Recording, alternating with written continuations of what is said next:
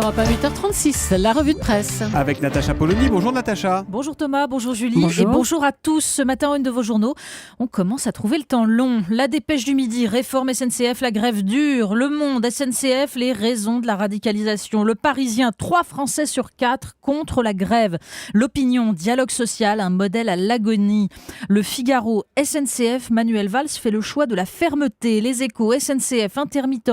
Valls fait le tri entre les grèves. Libération, la gauche en péril. Ce mot grève, Natacha, il faut donc l'écrire au pluriel ce matin. Mais oui, 2 grèves, 2 poids et 2 mesures, c'est ce que retiennent les éditoriaux ce matin. L'Élysée craindrait-il la prise de l'Opéra Bastille, se demanderait Montcourreau dans l'Alsace. On peut le croire en écoutant le Premier ministre juger le statut des intermittents à bout de souffle. Que c'est beau, Valls qui cite Godard, c'est le réflexe d'un véritable homme de gauche. Tant pis pour les cheminots. La bataille du rail avec sa brutalité populo, c'est ringard, ironiserait Montcourreau. Depuis des mois, les gouvernements sont devenus des intermittents de la rigueur. Elle varie selon les publics et les échéances électorales. Alors bien sûr, tous soulignent l'impopularité de la grève à la SNCF, mais le plus intéressant ce matin, ce sont sans doute les réflexions sur le régime des intermittents, qui a pourri la vie de tous les ministres de la Culture depuis 20 ans. Pour preuve, ils sont tous interrogés dans la revue Charles, qui consacre son numéro 10 à la culture, ce gadget des politiques. Jack Lang, évidemment, qui parle de sa maison en évoquant la rue de Valois.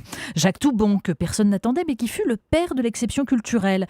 Et Renaud Donnedieu de Vabre, qui disposait en permanence d'un costume de rechange dans sa voiture en cas d'attaque à l'œuf pourri des intermittents en colère. Mais sous sa gouverne, écrit Olivier Faye, c'est tapis rouge tous les soirs au Palais Royal. Bruce Willis, Martin Scorsese, Sting. Certains journalistes ont eu la surprise de voir débouler Patti Smith à l'improviste, pieds nus dans le bureau du ministre. Puis il y a cette interview d'Aurélie Filippetti. Quelques banalités sur l'émancipation par la culture et pas un mot sur les intermittents. Alors on lira plutôt la tribune de l'acteur et metteur en scène Philippe Fenwick dans Libération, parce qu'il interpelle tous ses amis du monde de la culture, ces gens qui, dit-il, pensent incarner les forces du progrès et ne cessent de parler de diversité, de citoyenneté. Alors que les territoires n'ont jamais été autant irrigués par ce discours artistique, souligne-t-il, le 25 mai, l'abstention a atteint un niveau record et les jeunes, les chômeurs et les ouvriers ont voté Front National. Ce rempart qui est censé représenter la culture, dit-il, est devenu un muret fissuré. Pourquoi ? Parce que la culture s'est coupée du monde. À qui la faute, demande-t-il ?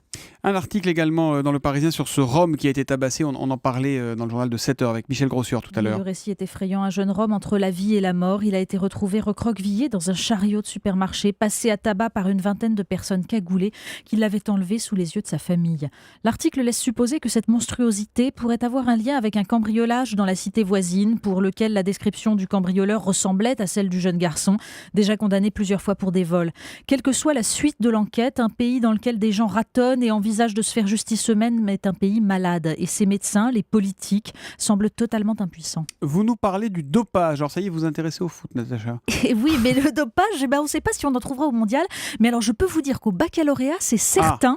Du moins, si on se donnait la peine de lancer des contrôles. C'est ce que nous raconte La Croix, qui consacre un dossier aux médicaments censés améliorer les performances, mémoire, concentration, des médicaments dont nous usons et abusons. Où commence le dopage, se demande Marie Boéton. De la cocaïne qui ne fait que masquer la fatigue et désinhiber, aux gélules miracles trouvées sur Internet et dont se gavent les étudiants. Ce qui est en jeu, c'est le culte de la performance qui impose à chacun, au travail comme à la fête, de maîtriser son corps et sa conscience pour répondre aux injonctions. Une curieuse idée du bonheur tout de même. Une photo et une question, homme ou femme ? Mais oui, sur la photo, c'est un vieil homme avec lunettes rectangulaires, cravate rouge et béret noir. Mais Le Monde nous raconte l'histoire de Diana et des dernières Bournéchas, c'est ce qui signifie vierge jurée. Des jeunes filles qui, en Albanie, au Monténégro ou au Kosovo, juraient de rester vierges et de devenir des hommes. Certaines l'ont choisi pour échapper au patriarcat ou à un mariage forcé. D'autres le sont devenues parce que le frère aîné était mort. Celles qui parlent ne semblent pas regretter, mais se réjouissent des progrès de la condition féminine dans ces pays.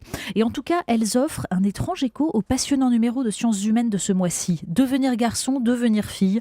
Un voyage qui est en fait entre la norme et les marges, la construction habituelle des genres et les exceptions qui font la règle. Et on termine avec une fille ou plutôt une dame.